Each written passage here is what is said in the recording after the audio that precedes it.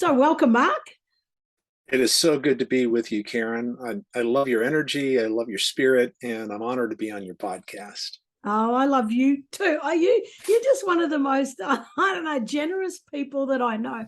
And I just love talking to you. We've been talking for, I don't know, well over a year, maybe. I don't know how long it's been, but all through COVID. And you've been one of those people that has really lifted my spirits on a number of occasions. So, I really, really feel blessed about that. Well, thank you. That's what I'm here for, is to bring peace and joy to my fellow earthlings. We got to look after each other. We absolutely do. Yeah. I think it's funny is that with COVID, it kind of took a split, and we divided a little bit, and then others formed real little tight knit groups and everything else. And it was very hard not to be caught up in all that, in that mess. And we are going to talk about chaos today, but it's, it was very important to find like-minded people and really feel like you had a sense of belonging and a place to be. So you were part of that for me. So thank you. And thank you. And hope for the future. True. We shouldn't lose that. I want to, now I know I want to get into this because I want to talk about Nimbility, and it's kind of like, I don't know if that's a real word or not, but you've made it up and it's fantastic and I love it. It's a real word now because now it's in the dictionary. Before we do, you are parked. I love your lifestyle, and every time I talk to you, you've got this beautiful big trailer truck. We call them a camper van, whatever, that you live in. It's magical, and you just travel around the country and park wherever you want for a month. And I love your lifestyle. Where are you now? I'm in northern Colorado, parked outside of a horse barn. And this is an equestrian center where they work with disabled people and horses.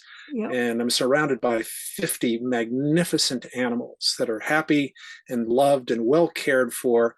And so I look out of my windows and I see horses and I see the Rocky Mountains. Wow. And I have this wonderful sense of awe. Because I could rewind myself perhaps 200 years, and the only difference is that there would be no fences, but the horses would be here, and the buffalo would have been here.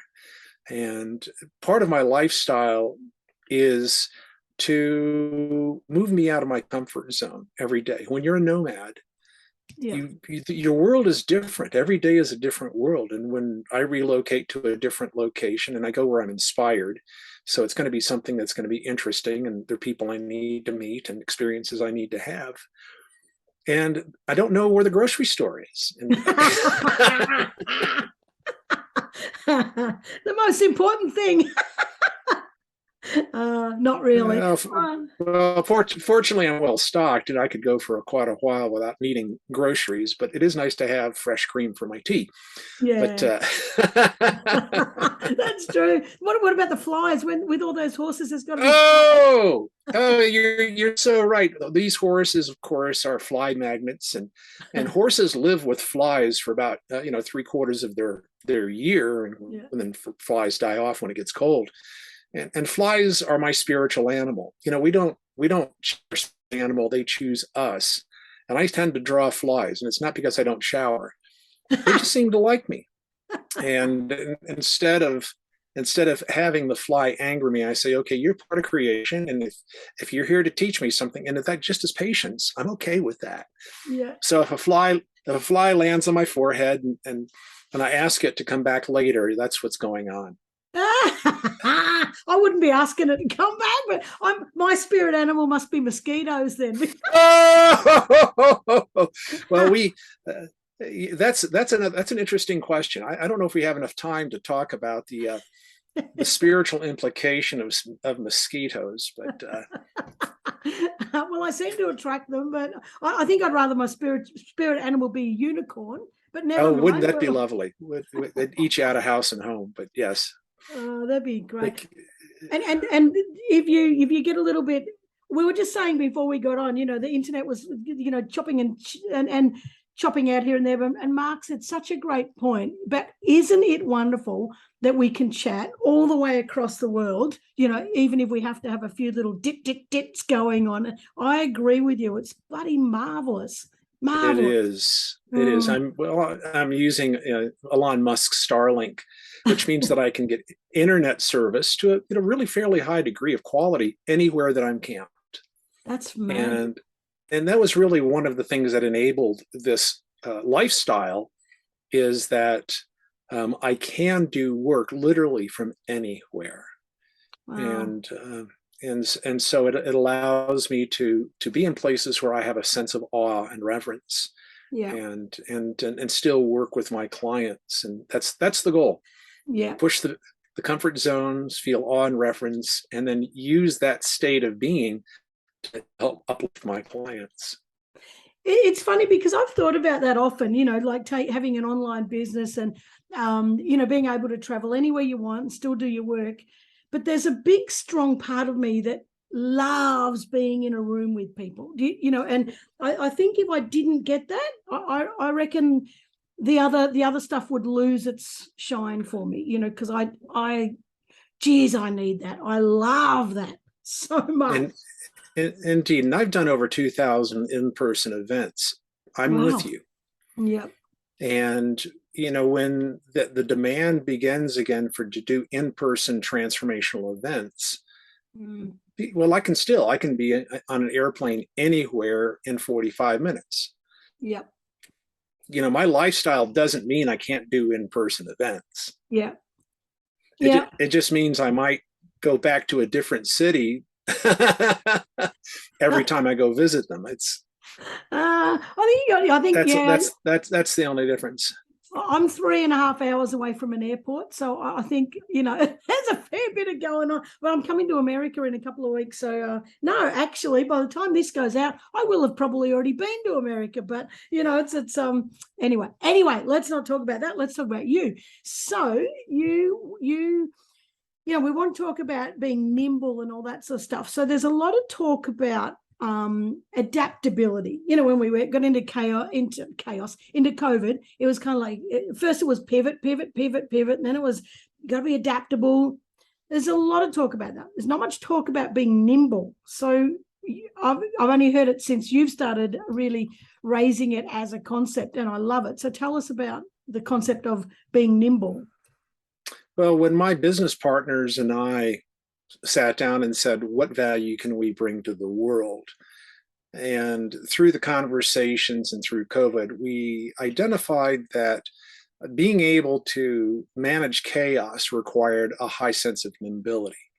You don't manage chaos, you actually surf chaos. Yeah. Because you go from point to point to point to point. And the issue is that pivoting requires an anchor. Yeah. And in chaos, you don't have an anchor. There is no point to pivot from. And so even that concept of pivoting was limited in a sense when everything is being disrupted. And so in the heart of upheavals and the heart of disruption, we need something different. And as we had extraordinary conversations about that, what we settled on is the concept of nimbility. And yes, we made it up, but we needed a word to describe the capacity to be nimble. And nimble, by our definition, is the intersection of innovation and resilience. And while a lot of people can innovate, they may not be able to be resilient. And while a lot of people can be resilient, they may not be able to innovate. It's the two together that allow us to be nimble. The concept behind resilience is the ability to bounce back. If you can't bounce, you can't bounce back.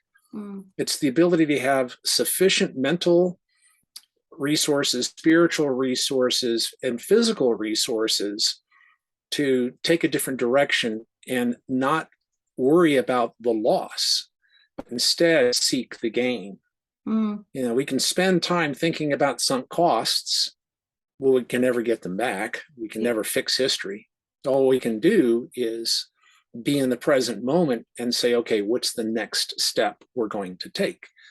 And we may not know what step to take, the second step to take, until we've taken that first step. And so that's where the resilience comes into mind. And what that means is we need to be able to take on, at least for the areas in our life that feel chaotic, we need to be able to take on being comfortable with uncertainty. Mm. Mm. And a lot of people aren't comfortable with uncertainty. They want to know. They want to know where the next paycheck is coming from. And they want to know that when they go to their favorite restaurant, it's going to be a certain way. Yeah. And certainly I live in a lifestyle of uncertainty. Mm. And so I've gotten to the place where I'm very comfortable with uncertainty. And I can share with people those things that I've learned along that journey. Mm. And an important part of being comfortable with uncertainty is a spiritual practice. Yeah. It's the knowledge that there is a power beyond you that is benevolent. And there's a power beyond you that is willing to support you when you don't know where your support is going to come from. Yeah. And for some people, that's not possible. And for other people, that's how they live. And it's not a judgment of goodness or badness. It just is an observation that the most nimble people that I know happen to have an active spiritual practice. Mm. And for them, faith helps them manage uncertainty. Yeah. Well, it's funny, isn't it? Because I'm not religious at all, and I don't believe in a God, but as such, as like some religions paint that as a person, and I just don't believe in a person. But I believe in universal connectedness, and something greater, a greater energy than all of us, and that we're all connected to it. So in essence, it's kind of the same thing. But it's having faith in something, an energy that's got your back. An energy. Yes. Working behind the scenes. Yeah. Yes. In fact, the energy got your back. Yeah. I don't care what you call it. I don't care how you label it, but knowing that there is an energy that's got your back is what allows us to handle uncertainty. Yeah. Yeah. And so it's yes. We should coin that. Got your back. The God that's got your back. I love it. I also love you talking about resilience too. And I want to offer just an extension of that.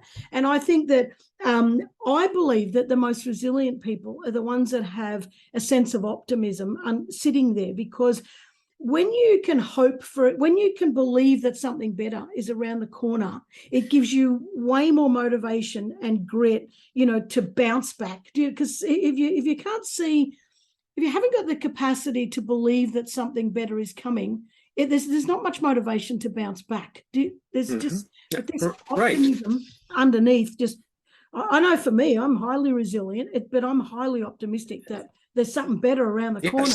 And it's.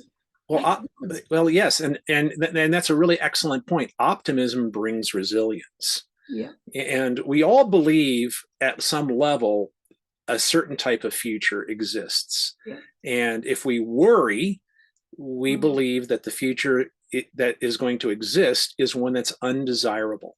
Yeah. Worry is anticipating an undesirable experience. Yeah.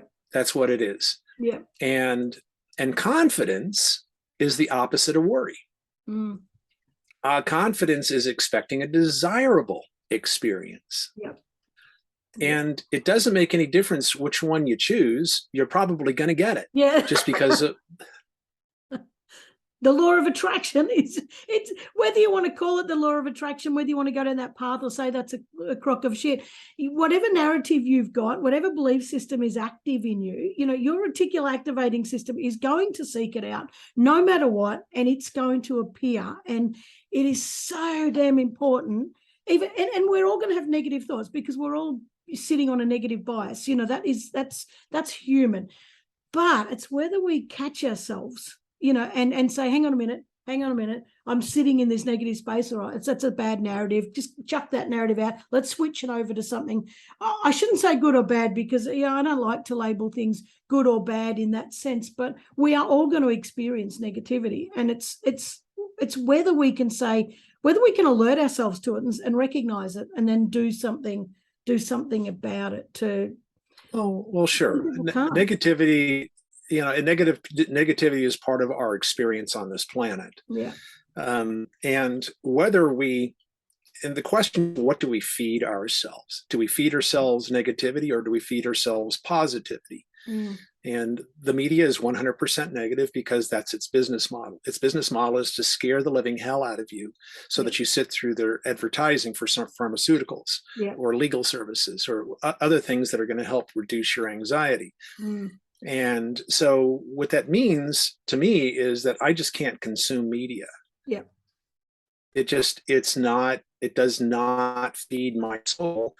And I know that they're all made up stories. 95% of what we hear in the media is not true. Yeah. There may be an element of truth, but there's enough non-truth to it that it's not worth it. And that is also the case for most social media. I just can't consume that because it pulls me in a direction that doesn't feed me. It's not something that I desire. Mm. And then the second way we can insulate ourselves from that negativity is make sure that we hang out with people that are optimistic. Yeah. And a listener might be thinking, oh, but you're being naive, you're being a Pollyanna. And the answer is, okay, if that's what you feel, I'm fine with you having that opinion. And I dare you for 1 month to go on a media diet where you don't consume any media and see what happens to your level of happiness and see what happens to your level of anxiety. Yep. And prove to yourself, or prove me wrong. I'm just as anxious not watching this as I am watching the news. But as Mark Twain said, if you don't read the news, you're uninformed, and if you read the news, you're misinformed. Yep. Oh, I like that. Well, I haven't watched the news for bloody 10 years because I can't stand it. I'm sure there was the hurricanes in Florida. I've got friends in Florida, so I checked that to make sure, just wanted to see where it had hit and all that sort of stuff. Well, we could, well, of course, but we can do check-ins, right? Yeah. I mean, it's okay to check in. Yeah. But don't consume. That's part of how we remove that negativity, which allows us to build that resilience. Yeah. So, and that's really what we're talking about is, okay, how do we protect our resilience? That's what this entire conversation has been about. Yeah. And it's funny because, you said, I watch the news, which tells me to get pharmaceuticals, to go to a lawyer and to reduce my anxiety. In actual fact, you wouldn't have anxiety as much if you weren't bloody consuming all this stuff, and it's kind of like this, I'll feed you something that's poisonous and then I'll give you a Band-Aid to make you feel better. But if we were just living a more healthy life, without consuming all that poison, we'd be in a better state. Anyway, we could go on about this forever because I hate we can stuff. but the point is that that's we have to call it out for what it is. You want more resilience, stop consuming negativity. And if you want more resilience, you start thinking about there is a power in the universe that's got your back. Yeah. Because that universe is going to make sure that if you're willing to leap, the net will appear. It always does. Yes, it always does. It always does. I can't tell you, I've got a sign up here. For God's sake, Karen, tell the universe what you want. All right. And I have it there because sometimes I forget. Sometimes I get like, I can't figure this out. And then I'll look up and see the sign. I'm like, okay, universe, this is what I need. And I can tell you, people will think I'm a bloody crazy bitch. But I tell you, it turns up every single time. It turns up every single time I ask for it. Every single time. Every single time. And it's sometimes within minutes. It's I want answers to things. Yes. One of the things I remember, I was in my paddock and I said, universe, you know what? I need an extra job on Wednesdays. Because I was working part-time, so I just need an extra day on Wednesday. And I came back in from the paddock. There was a message on my phone. That was when we didn't have mobile phones. That was the phone on the wall. And it said, oh, hi, Karen. I won't say who, it's so-and-so. I'm just wondering if you're free to work Wednesdays from now on. Yes. And I rang her back. Yes, I am. I just love it. It's important to remind ourselves of those miracles. Yeah. Because it lets us know that more just like that are available. Yeah. And that's why gratitude is such an important part of our life. Yeah. And it really is a really important power for us to turn the belief into knowing. Yeah. And that provides us with extraordinary resilience. And then there's innovation. Okay, what happens? How do we innovate in the situation? And as we were warming up for this recording, we were sharing our conversations about it during COVID. Of course, you do lots and lots of amazing workshops, and your audiences love you. And they're different. They walk out different people than they walked in. And they have no idea what to expect other than, hey, this could be a good time. And they walk out not realizing how much more they love themselves because you taught them to love themselves more.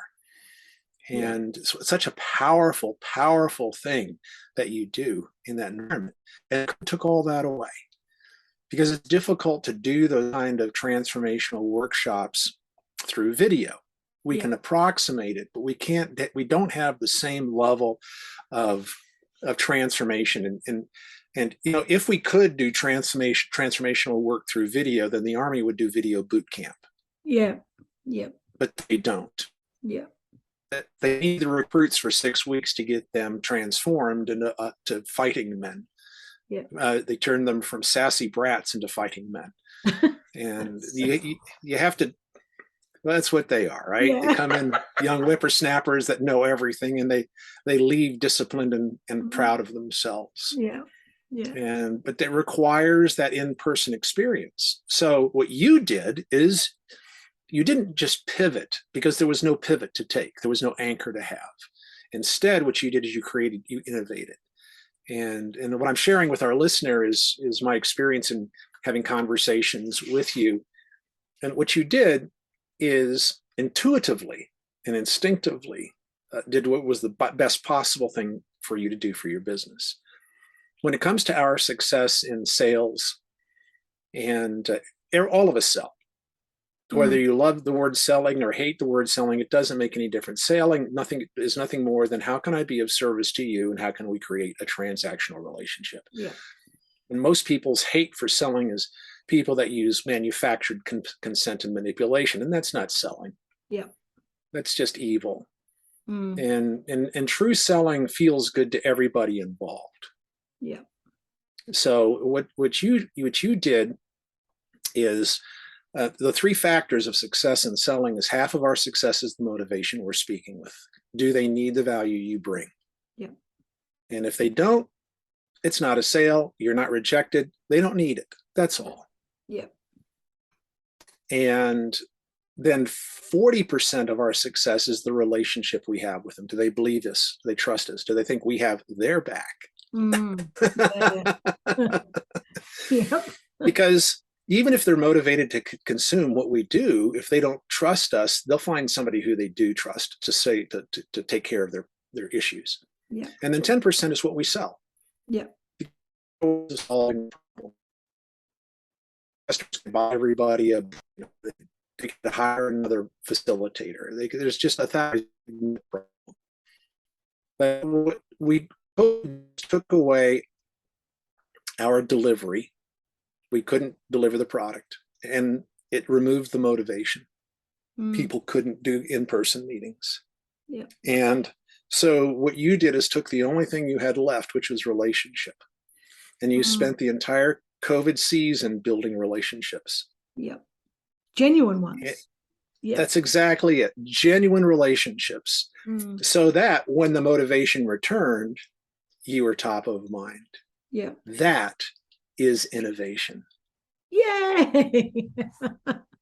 You cut out right in the middle of all that. But what Mark was saying, because I know because we had the conversation before, he was talking about that 10% is product, and just saying that the product's not there when there's not when no one can buy it. So, and I love what you're saying. Well, I love that. I think I might use what you said as a pitch for myself, because I think you articulated it way better than I could ever do that. But I think you said something in there about the relationships, and that is just such to me, I don't want to do work with people that I can't have a relationship with. Do you know, it's I think that people undervalue, the importance of relationships and selling. I used to be really anti-selling until I realized that people really do need and get value from what you sell. But it's I can't stand these transactions. When you said that, the manipulative stuff, I people do that to me through LinkedIn, and it just turns me straight off. There's no way I'm ever going to do business with them. But it's why wouldn't you build a relationship with people? Well, then you, and not only that, is when you do the work with them and you've got a good relationship, they give you honest feedback. They don't just blow a whistle up your bum and then sort of send you off and never have you back again. They really, really sit down and chat with you about, oh, that was great. Can we do this next time, and that sort of stuff. And it's big. I think it's big, massive. Yeah. Well, and I think COVID illustrated to us that relationships have more value than ever. Yeah. We were separated as we're pack animals. Although there are those of us that love to be loners, we're pack animals, and we need to have the human interaction. Yeah. And we've been craving it. Yeah. And I was talking to somebody who the association for the first time in 3 years is having a meeting, and they are so oversold because everybody wants to get back together again. Yeah. They hunger to hug each other's neck. Yeah. And they hunger to sit down and have a meal and laugh and tell stories. Yeah. And so the relationship is back as far as, we've been resensitized to that. Yeah. We just had our Girls with Hammers conference last week and 2 weeks ago. Anyway, just gone, and it was fantastic, and everybody was just so huggy. And last year we just squeezed it in just before we got locked down the week after, so we just squeezed it in. But people, you're right, people crave human connection. They really do. Anyway, we keep talking about me. Stop it, Mark. We're supposed to be talking about you because I well, you're so kind, but I want to point out that I'm using you as an example of, you practice what I preach. Yeah. And and your listener knows you better than I know you, or they know me rather. Your listener knows you better than they know me. And so by using you as an example for these principles, they can grasp it really quickly. So I'd rather tell stories about you to illustrate my points. Thank you. That actually makes sense. Yes, and I'll take it all. Well, and that's an experience that I learned, for doing 2,000 live events worldwide. I've spoken in 54 countries and on 6 continents, and while that sounds impressive, it just means I did a really good job fulfilling my dream. Yes, that's all that meant. That's I'm an adventurer, as you can tell by my lifestyle. And one of the things I learned is exactly that point is illustrate your points through the audience's stories. Yeah. Yeah. And the audience loves me because I love them. I was just saying that in my leadership program yesterday. I said, I'm going to walk in this room and love you. No, I don't even care if you don't like me. I'm going to love you no matter what. And I really mean that. When you extend love, people can't help but be wrapped up in it. But you got to extend. Everything is about genuine. These things can sound like tricks, and they can sound like, oh yeah, if I do this and if I do that. But you can't fake that stuff. You can't fake love. You can't fake genuine relationships. You can't. You can try, but you'll be crap. No. Well, manipulation. Well, we can manipulate and create the illusion of that, but it's unsustainable. That's right. Yeah. And the illusion, once a person sees it, will never trust you ever again. Yep. And so while I understand the manipulative techniques, I refuse to use them because they're false gold, they're fool's gold. Yep. Yep. I'm with you. Yep. And so it's one of those, I've got a I've got a spirit animal circling me.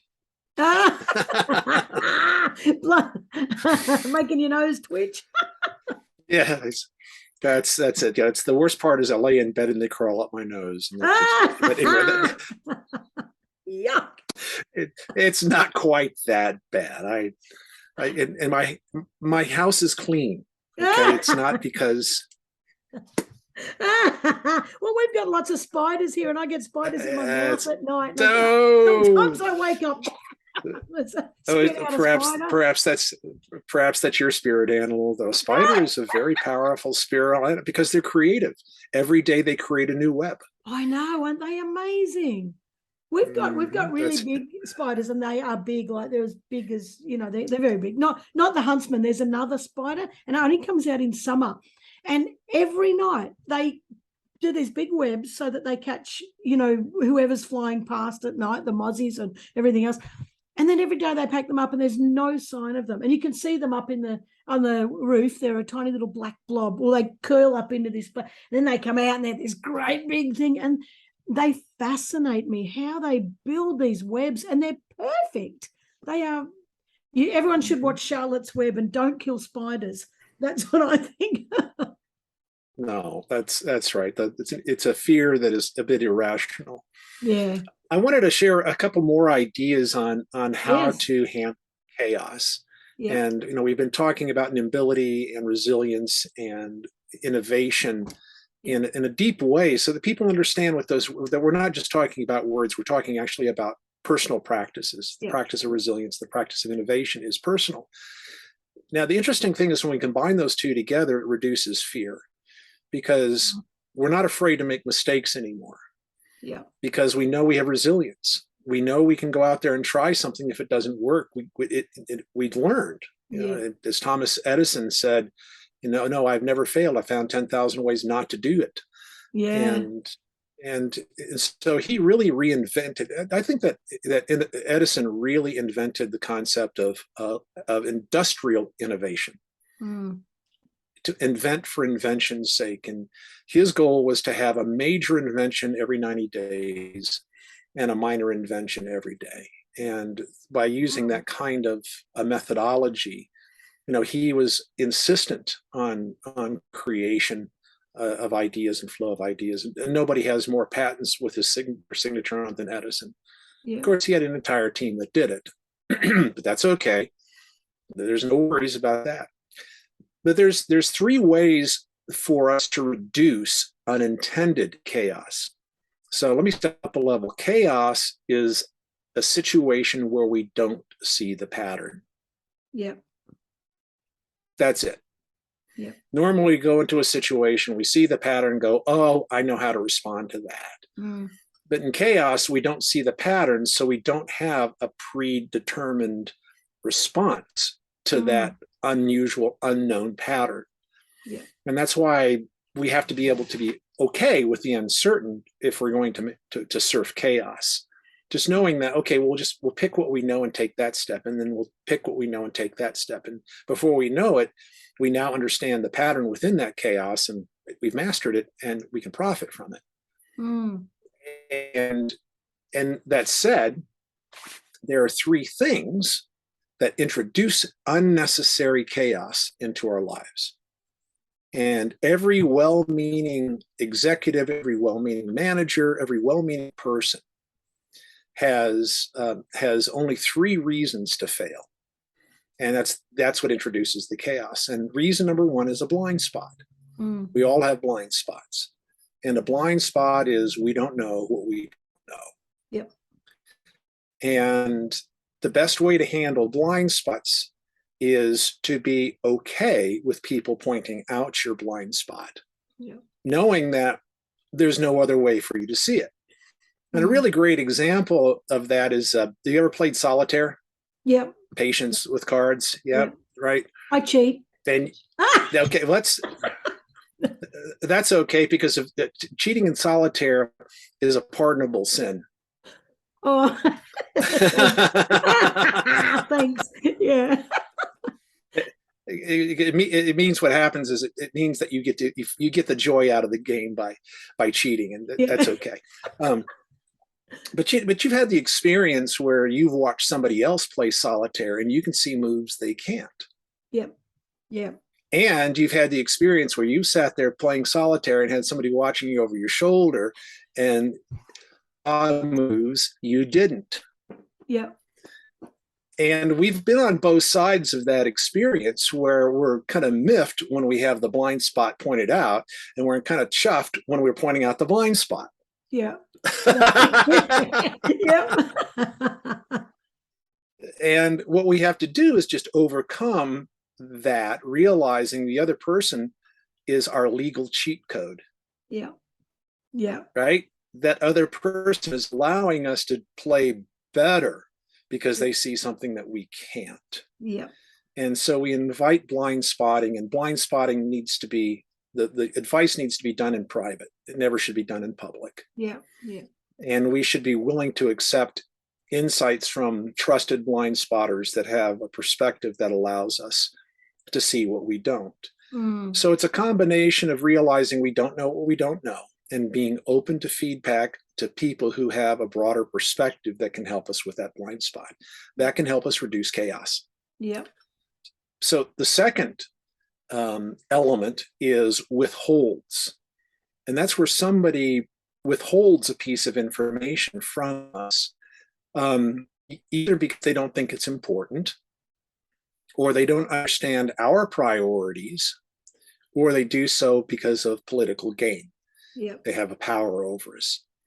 And so in business, we have to create a culture where withholds are unacceptable. And there is no culture, and there's no career impact to sharing the truth as you see it.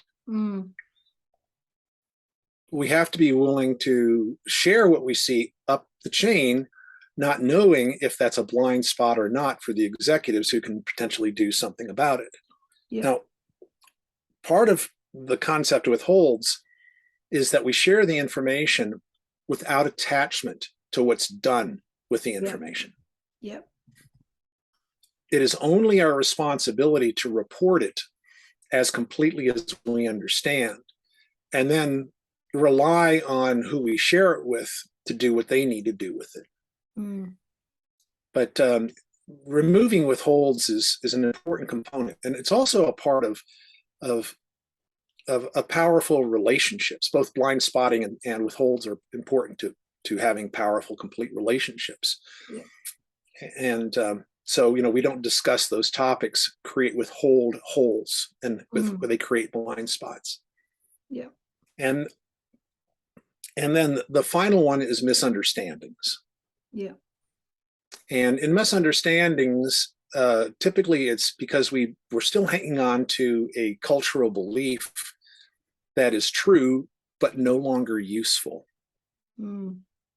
Or true, but incomplete. We don't have enough information to really do a judgment. Or true, and we have new data. And so one of the things we have to watch for very carefully is confirmation bias, where we have a belief and we keep only consuming data that supports that belief, instead of being open to a broader perspective.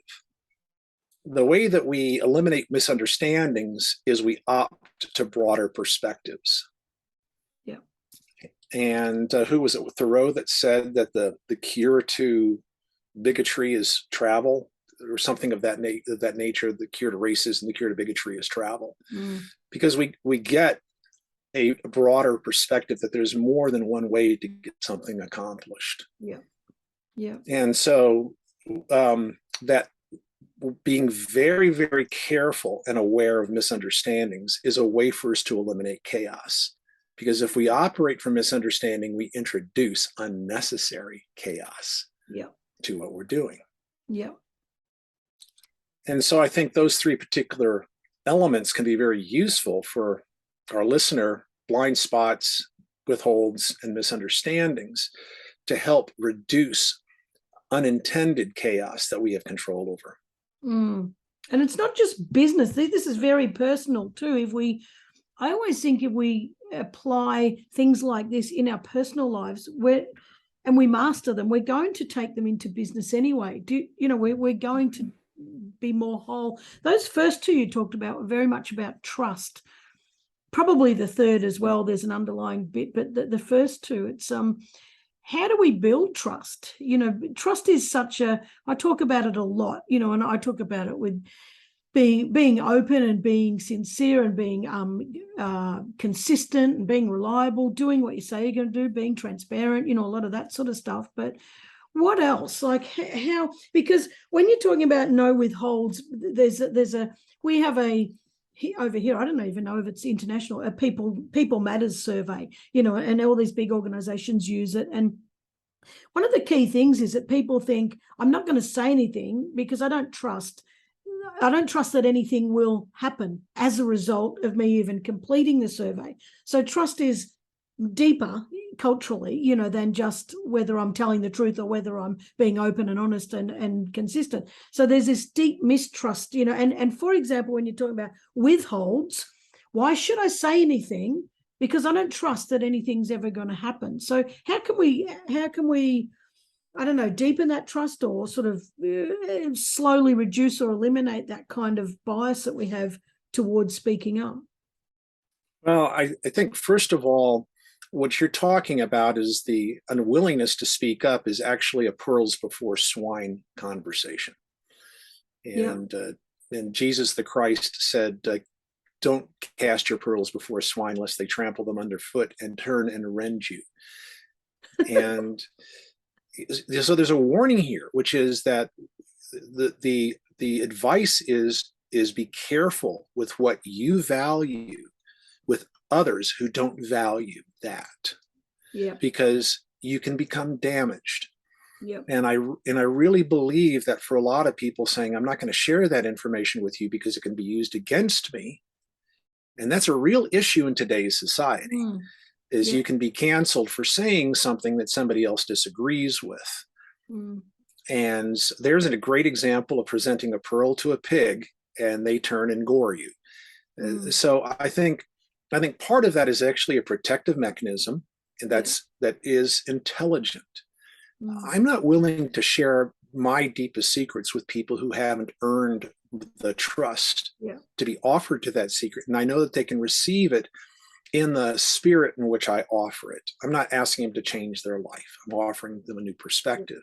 So I think that's one reason for what you're talking about. And there's no reason to martyr yourself.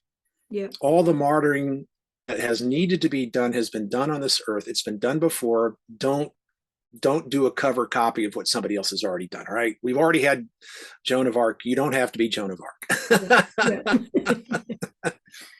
All right. You don't have to do that. It's been done. Then there's two other elements, and you actually mentioned it in passing as you were setting up this part of the conversation. And that is the fastest way to trust is consistency. Consistency of behavior is how we build trust. And when we see somebody become inconsistent in their behavior and inconsistent in their speech, then we start to mistrust them. And that's where you have to have complete integrity, which is the alignment of your thoughts, your words, your physical actions. All of those things being in alignment is what allows us to have trust. And those of us who have a high level of intuition and empathy, as you do, you're an empath, and I can feel you because of that. You will not trust people because your empathic nature says what I am feeling and what they're saying is out of alignment. And you have to trust that. And if anytime that you break the trust of your own intuition, you will get damaged.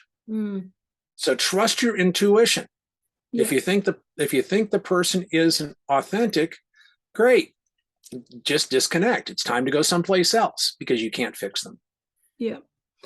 So, go on. All right. I'll let you comment, but I also want to get one more point in before we wrap up our show. Okay. But I do want to hear what you have to say. That's fine. Go on. All right.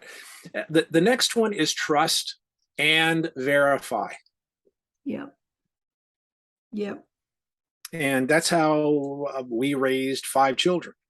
We trusted our children, but we also verified. Yeah. You know, if they were supposed to be at a friend's house, we'd call over to the friend's house and make sure they were there. Yep. I wish we could do that. We'd be our kids are bloody shooters. No, we do check Well, up, but don't tell anyone. well, of course not, right? But that's, you know, that's how we, you know, you, and without that verification, what happens is that um, we invite them to have bad behavior. And as Scott Adams points out, is that if people believe they can get away with bad behavior and there's no Yep. punishment for bad behavior, then bad behavior happens 100% of the time. Yep, that's right. Yep. So we have to validate trust. It's because it's how we maintain our trust. Yeah. Yeah.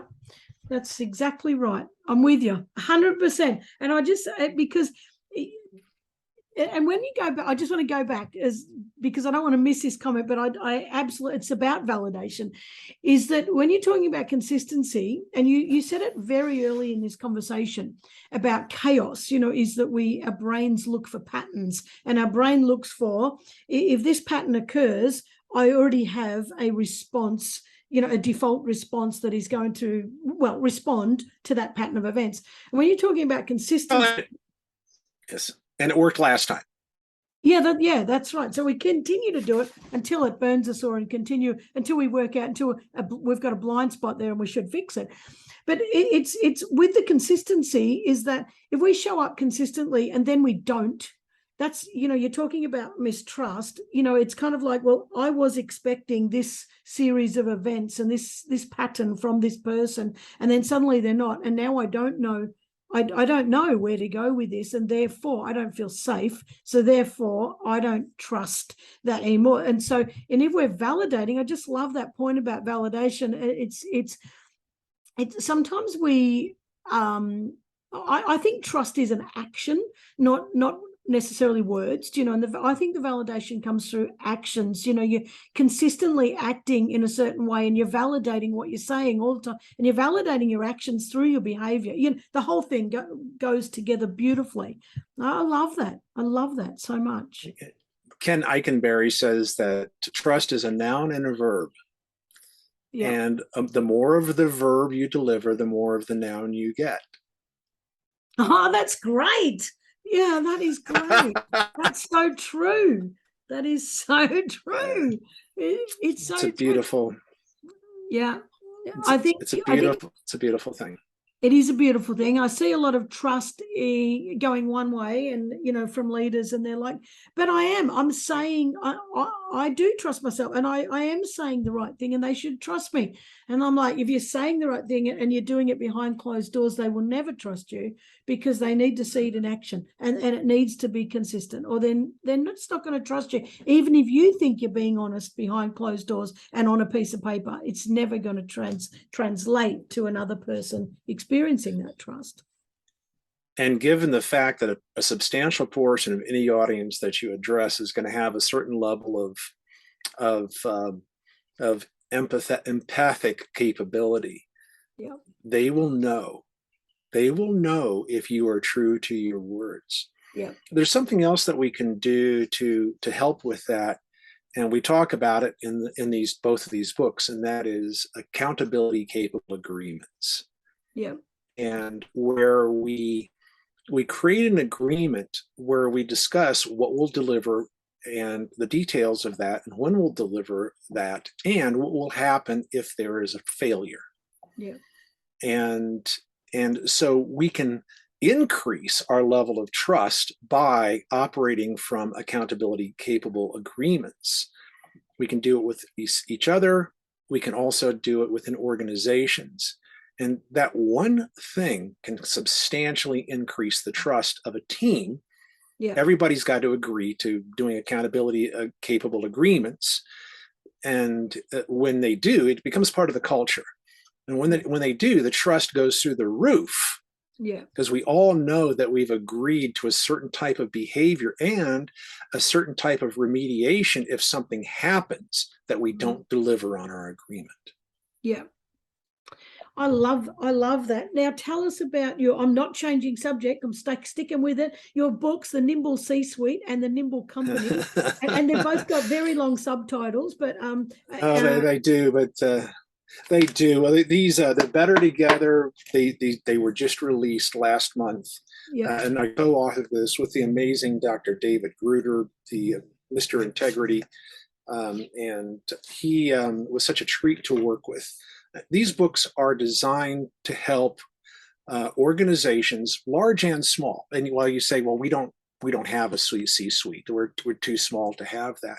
It doesn't really matter, because it's the blueprint to how do you grow a corporation to a size where you have that type of structure, because every function of the C-suite has to be executed by the entrepreneur. Yeah. And so to understand what those roles are and to be able to intentionally role switch is very helpful. And that's what the Nimble C-Suite is really all about, is what is the mindset required to do those critical jobs in business. Yeah. And so for people that say, I hate to do this function, well, this book might help you to get into the mindset to be able to do that function in a state of flow. Yeah. And then the Nimble Company as its companion talks about how do you handle chaos in business. And this book is really all about execution risk, which are the chaotic elements that cause an organization to fail, large or small, doesn't matter. All these elements are there in everybody's life. Yeah. And so what we do is teach people how to become upheavals literate, which is about chaos, how to step into chaos, how to fix chaos. And if you're in a larger company, this can be a real lifesaver. If it's a small company, it can alert you to things you need to think about to keep you out of trouble. And we talk about blind spots and how to create a blind spotting culture and a number of other elements. So the book is not an article fluffed into 200 pages, as a lot of business books are. Our reviewers tell us it is a blueprint. Whether if you're small, this is the blueprint on how to get big. And if you're big, this is the blueprint on how to get bigger. And so we've brought these books to the world to help people embrace this transformational economy we're in, where relationship and authenticity is more important than the experience. And then we have a small boutique consulting company to help organizations with that. And our big, hairy promise is that we will help you. If you have a C-suite, we can help you become the market leader in 3 years or less. Wow. That's a big, hairy promise. But I know you've done it, because you've helped companies with billions of dollars of stuff. And I have every faith in you. And this comes back to that trust, doesn't it? Because you're saying that, and some people might think, oh, who can do that? That's just too much. But you've consistently shown over the years that that is exactly what you do. And I think it's amazing. I don't know how you do it, but you do it. And that consistency and that trust says that if you put Mark on for 3 years or less, you will grow. You will achieve that result. So, and you've written hundreds of other books, but no, keep talking about this. I like your promise. One of the things I wanted to point out is that myself and my 3 co-founders have each brought companies to market leadership, all using different methods. My method was through sales technology, and one of my co-founders did it through customer service technology, and another one did it through behavior change marketing technology, and another one did it through executive leadership up-leveling. And the difference is now the 4 of us working together will use whatever blend of those 4 are required by our clients to achieve market leadership. And so it's not a one-size-fits-all program. You may not need but one of those 4, or you may need all 4. Doesn't really matter, because it's not a program, it's a platform of principles. I love it. And that is called NimbilityWorks, and the That's website it. is NimbilityWorks.com. So I've just stolen your thunder, because at the end I'm going to ask you, where can people find you? But no, you didn't. You just gave me a glorious endorsement. Well, it's a wonderful endorsement. It's just I just love what you do. Like, as I've said, like, one, I absolutely trust your skill and knowledge and expertise in business. Absolutely trust that. But not only that, I absolutely trust you as a human being, and a great friend. So I really do, Mark, and you know that. You know how deeply I care about you. And I think that when you do business with people, like, I can validate you as a beautiful human who really does care, genuinely speaks authentically about what you're talking about, and you're not just making some crap up because it's transactional. You genuinely, you know it and you care about it. So I value that. I value that a lot. It's very deeply. Really Thank do. you. And the feeling is mutual as we have this lovely love fest at the end of this conversation. And I truly do. I think you're amazing. I love the work that you do. I love you as a soul and a human being. And I'm honored to have you as a friend. And we don't talk nearly enough. I know. Damn, living on the other side of the world. Bloody time zones. I know we don't. Right. We have the most in-depth conversations, and I value every minute of those. You're amazing.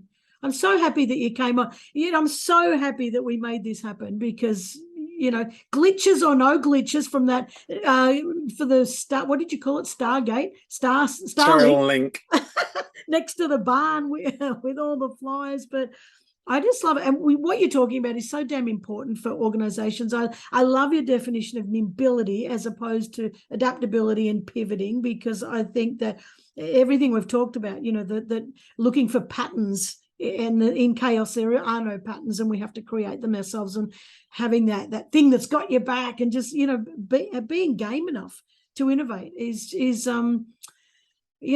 I think I wish more people would do it, because I think everyone's got some brilliance in there that's just not, most of the time, is not shining or not showing up. And the trust and consistency, the resilience, like everything you talked about, it's just, the other thing I was going to say too is that I think that we're talking about a lot about authenticity in there, and trust is such a big part of authenticity. But I think that we spend so much energy not being ourselves, and it is so much less energy to be authentic. And the energy that you generate through being authentic is really this pure high frequency buzz energy. And I don't understand. I do understand, because I understand all our beliefs and all the stuff that experiences, and we've been hurt, and I get it. But I just wish we could get everybody saying, well, this is who I am. Like it or lump it, this. And I don't mean to harm people. You don't come out and say, Never. This is who I am, Never. bugging you, I'm going to trample you. That's not it. Never. Well, let me offer you an insight that I've gained at my age of sagacity here. And you're a sage, and I'm a sage. And the role of a sage is to extract other people's wisdom. It's not about our wisdom. Yeah. It's about helping other people discover their wisdom. But we can only do that through our perspective and our wisdom. But here's the point, is to be a sage, you don't ever desire to impress somebody. Yeah.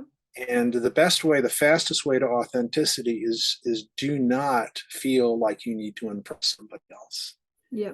Because that desire to impress somebody creates a mask, and you're going to present an illusion of who you aren't. Yeah. And that is going to start the relationship out of trust. Yeah. That's good. That's really good. Thank you.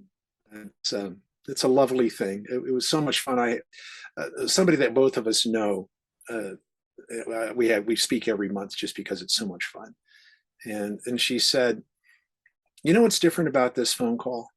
I'm not going to try to impress you. Yeah. Yeah, love it. And it was the best phone call, the best conversation. Yeah. I absolutely love it. You and I do know a lot of similar people, and I absolutely love it. Mark, I'm going to have to wrap up because otherwise I'm going to talk Yes, to you of for course. 6.5 hours. Well, Where can people find you? there's two ways to do that. If you believe that something I've said today triggers you and says, I really need to talk to Mark, I think he can help me with a situation. He can provide some perspective that will really get me through that. Call me. Yep. 719. It's one, I'm in the United States, 719-440-0439. That's my cell phone. Yep. It's sitting right here, and Yep. you will reach me. And the best thing to do is actually text me first and say, I saw you on Get Off the Bench with Karen, and I really would love to have a conversation with you. Yep. And we'll have a conversation as quickly as we can. I'll talk to anybody. I'll give everybody. I'll invest 20 minutes in a relationship to see where it goes. Yep.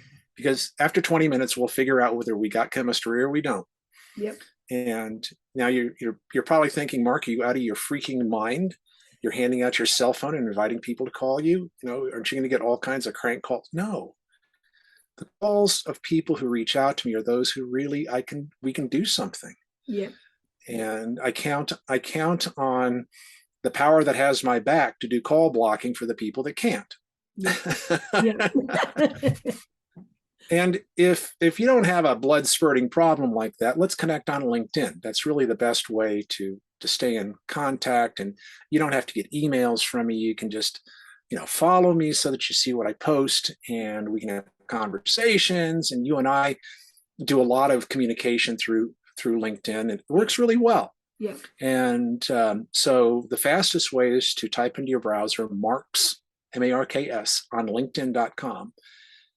And it'll take you directly to my profile. I'm Mark S.A. Smith, but with a lot of Mark Smith, sometimes it's hard to find. So Marks on LinkedIn.com will just take you straight to my profile. Yep. And say, hey, I heard your conversation with Karen. I think that you're absolutely full of horse hockey, being at the farm. And those are the kind of people I need more of in my life. I love it. And people can also check out NimbilityWorks.com to see what you're doing. Absolutely. Well, and we actually have an extraordinary document that you can get from our homepage, which is a strategy roadmap. How do you create an effective strategy day to create the strategy for your company? And we step you through how do you set it up and how do you run it and questions to ask to help find that strategy to have the best year ever.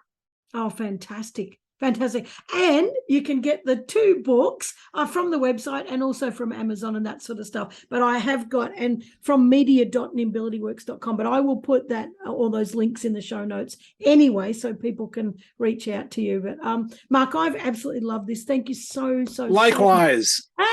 Likewise. You always extract out of me something that's interesting and lovable, and your energy is so contagious. I love having our friendship, and I love supporting you in what you do in your world. Thank you, Mark, and ditto back to you. You're absolutely gorgeous. So we will try not to leave it too long before our next conversation. And thank you very much for joining us. A delight. Thanks for inviting me. Thanks, Mark. Happy trails. Happy trails. Thank you.